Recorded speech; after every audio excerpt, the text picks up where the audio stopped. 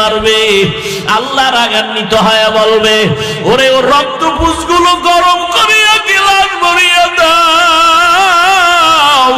যখন গিলাস ভরিয়া দিবে, পিপাসায় মুখে দিবে, মুখের চামড়া গুলো খসে খসে পড়ে যাবে। ওদিকে জাহান্নামের আওয়াজ, চিল্লায় বলবে, আল্লাহ বেনামাজ এগুলো কই? তাড়াতাড়ি আমার পেটে দাও, নাফরমান গুলোরে দাও, আমার পেটে বড় ক্ষুধা। নবী বলেন, আয়েশা, নবীরা পর্যন্ত সেজদায় পড়ে কান্না শুরু করবেন, আল্লাহ উপায় কি হবে? উম্মতেরা পাগলের মতো দৌড়াবে ঈসা নবীর কাছে, মুসা নবীর কাছে। সবাই বলে, আমি পারবো না, যাও। এক পর্যায়ে সব নবীরা কাঁদবে, কেউ কাছে যাবে না। উম্মতের কথাও চিন্তা কোন নবী তখন করবেন না। উম্মতেরা নিরুপায় হইয়া হাসরের ময়দানে খুঁজতে খুঁজতে আমি মুহাম্মদের তালাশ করবে। আম্মা জান আয়েশা বলেন, আপনাকে কই পাবে ওই দিন?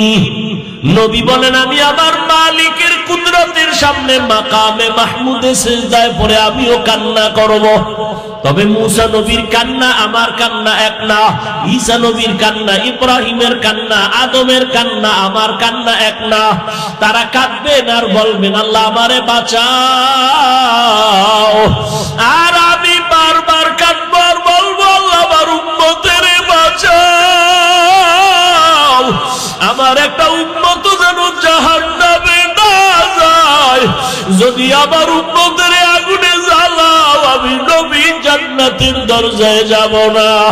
আল্লাহ বলবে, নবী মাথা উঁচু করেন, উম্মত গুলো ধরে ধরে বেছে বেছে জান্নাতের দিকে নিয়ে যান। নবী বলেন, আমি তখন কান্না বন্ধ করে আমি আমার উম্মত গুলো ধরে ধরে আমি কাউসারের পানির কিনারায় নিয়ে যাব। আমার উম্মত, আম্মা জান বলে, উম্মত চিনবেন কিভাবে? কোটি কোটি মানুষের ভেতরে। নবী বলেন, আয়েশা, আমার উম্মত যারা 5 ওয়াক্ত নামাজ ওযু বানাইয়া করত, তাদের ওযুর জায়গা নূরের আলোতে ঝলমল করতে থাকবে। আমি কাউসারের পানি পান করাইয়া পিপাসা নিবারণ করব। হঠাৎ করে পর্দা পড়ে যাবে, এখনো লাইনে উম্মত বাকি, এরা পানি পায় নাই। ও ফেরেশতা, পর্দা দিলা কেন? বলে, এরা আপনার ভেজাল উম্মত, আপনি না, এরা নবীর সুন্নাত জবাই করেছে, নামাজ পড়ে নাই, পর্দা